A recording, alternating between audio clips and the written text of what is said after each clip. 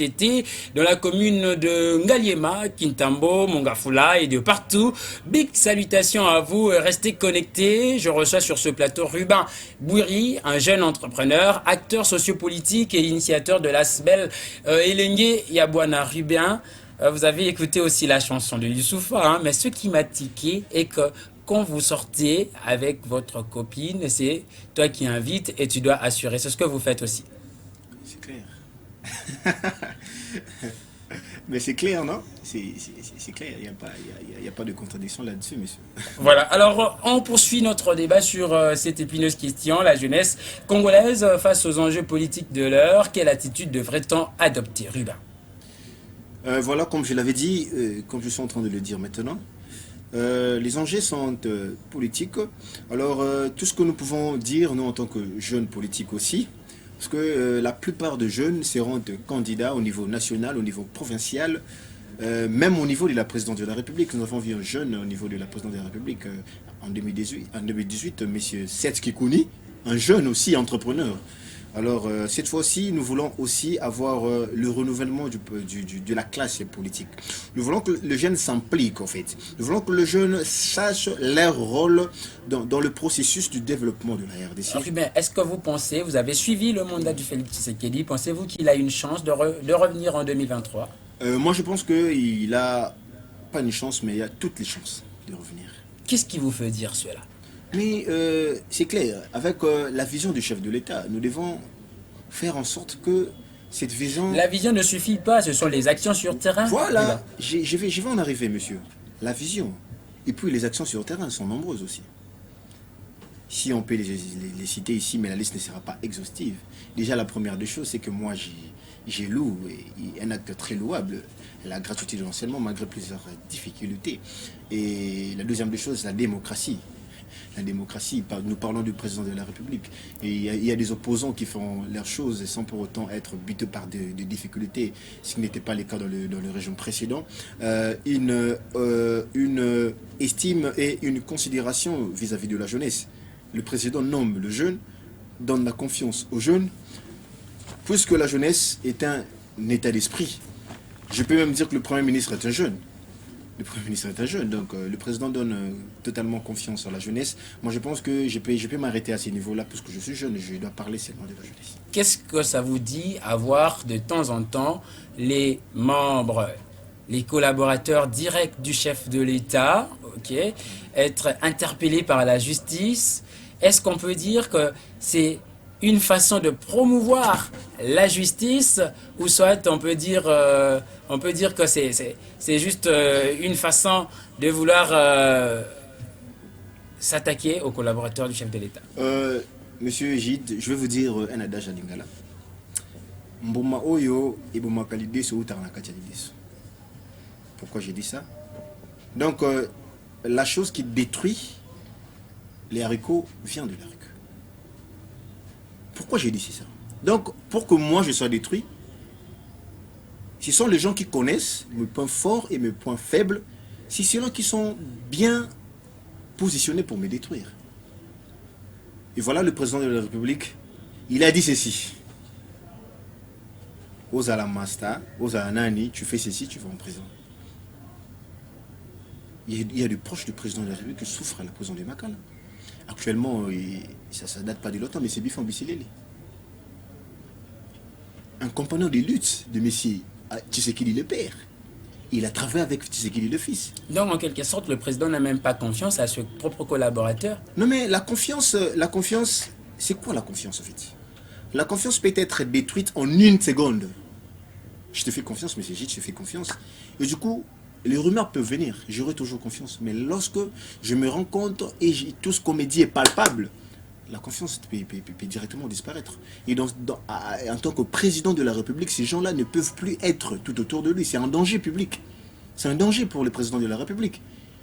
Et voilà, le président est en train de réagir comme étant président de la République. Le président de la République a été insulté combien de fois dans ces pays?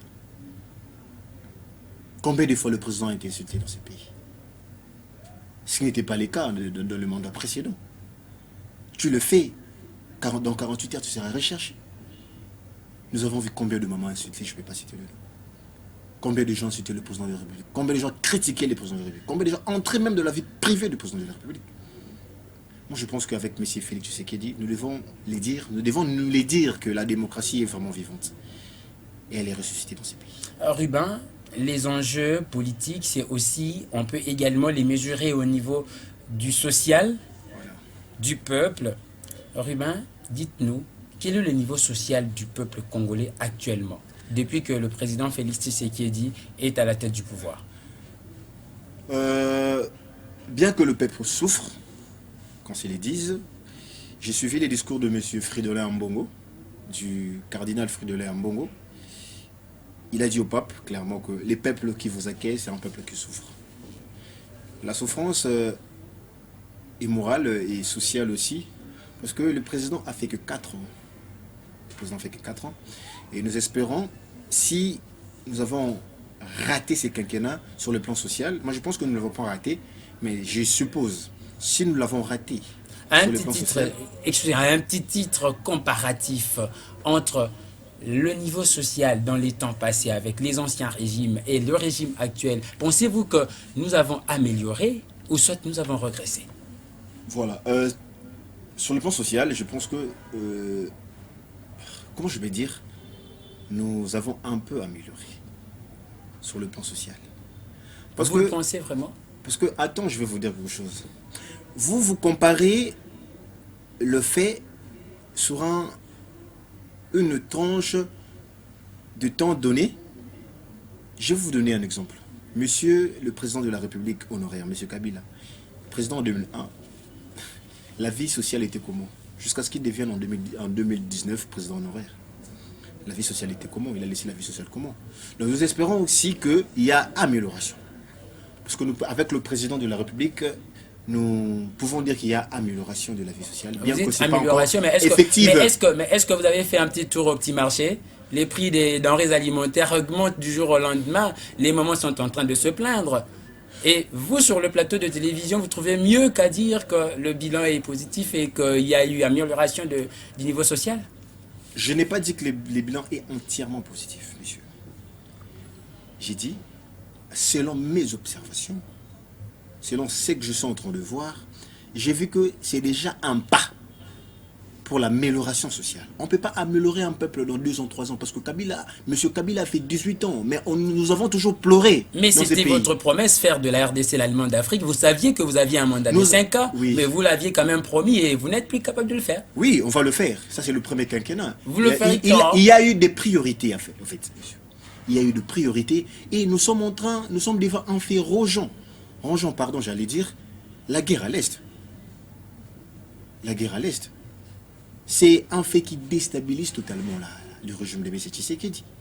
Mais c'est... Cette guerre de l'Est n'a pas existé que pendant le régime de Tshisekedi. Cette guerre de l'Est a également existé dans les temps anciens, pendant le régime de Kabila par exemple, bien qu'en 2013, il y a eu cessation des hostilités avec le M23 et tout. Mais pourquoi vous prenez la guerre de l'Est comme votre mobile pour expliquer en quelque sorte ce que l'opinion publique appelle le bilan négatif du chapitre? La guerre de l'Est, pendant le régime de M. Kabila, la guerre était asymétrique. Maintenant, nous savons qui nous agresse. La reconnaissance diplomatique du Rwanda comme agresseur.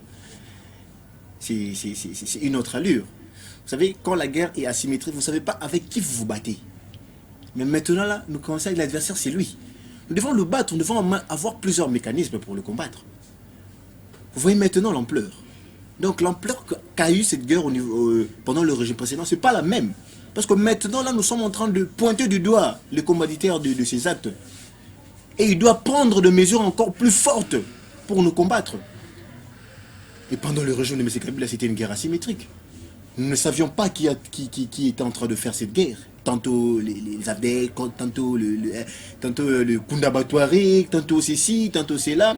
Mais la reconnaissance diplomatique de M. Tshisekedi, c'est ce que si je loue comme un acte de haute envergure. La reconnaissance diplomatique du Rwanda comme agresseur, comme commanditaire du M23.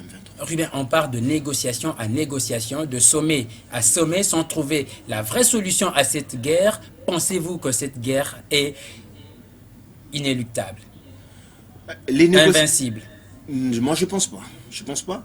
Déjà, les négociations, puisque la diplomatie existe, il devait normalement avoir des négociations. Il y a des instances internationales qui obligent cela. Nous sommes membres de plusieurs organisations internationales. Alors, Rwanda en tant que pays voisin, on peut les dire, bien qu'ils ne sont pas nos frères, parce que moi je les appelle pour nos frères, mais le président avait... le chef de l'État. Le président, je suis là, le président a dit quoi? Condamné le chef de l'État qui... Il a dit quoi? Le président a dit quoi? Le problème n'est pas le Rwanda, mais le problème, c'est le régime Kagame. Il a dit ça. Le problème, c'est pas le Rwanda, mais c'est le régime Kagame. C'est le régime qui combat la RDC. C'est le régime de M. Kagame qui combat la RDC.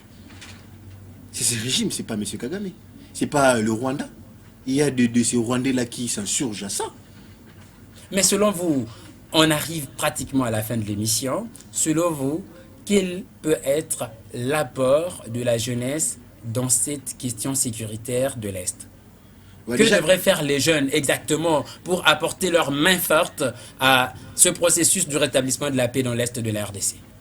voilà, le jeune, d'abord, il y a un appel qui a été lancé par le président de la République. Je pense que les jeunes doivent s'y soumettre. Les jeunes doivent s'enrôler à l'armée. Voilà, je pense que c'est ça. Alors, on finit l'émission par cette question. Votre parti politique, le CNARC, c'est ça? CNARC, quoi. CNARC en sigle, si je peux l'appeler comme ça. Congrès national Nous, africain pour le réveil. un tout petit peu et très vite, quelle est votre vision, la vision de votre parti? Vous êtes membre de la Ligue des jeunes. Voilà, déjà, et je vous informe que nous sommes un parti politique qui est au pouvoir, qui est allié à l'UDPS. Nous soutenons le président Félix-Antoine Tshisekedi. Pour la vision du parti, le panafricanisme. Voilà, vu que c'est le Congrès national africain pour le réveil du Congo, vous allez comprendre qu'il y a africain dedans. Donc, je pense que c'est un parti politique qui a pu naître au niveau de l'Afrique du Sud. Je pense que pour le parti, je peux m'arrêter. Voilà, très bien. Nous sommes arrivés à la fin de cette émission. Mesdames et messieurs, avant de nous séparer, Monsieur Rubin, quelques salutations et votre mot de la fin. Et ensuite, on boucle complètement et on lève les rideaux. Voilà, j'ai pas de salutations. Je lance juste un message de motivation aux jeunes. Jeune bilingue, bon, c'est au Congo. On a toujours. Bongisaka avenir pour la bilingue, mais bongisaka ne bilingue pour l'avenir. Alors nous qui sommes jeunes, qui portons votre charge, nous serons là pour parler de vous. En tout cas, tosi manabaya to kene de bosso élection ngoyo o tokota to timitu pour tout changer classe politique et au milipenza. Peut-on s'attendre à la candidature de Rubin? C'est perplexe, mais c'est pas impossible. C'est ce que vous voulez dire, donc vous allez mettre votre candidature. Non, j'ai dit que c'est perplexe d'abord, mais c'est pas impossible. Alors, ça peut arriver. Merci beaucoup Rubin d'avoir répondu à notre invitation. On était très honorés. Merci à vous tous de nous avoir suivis. C'était un réel plaisir de vous avoir comme téléspectateurs ce soir.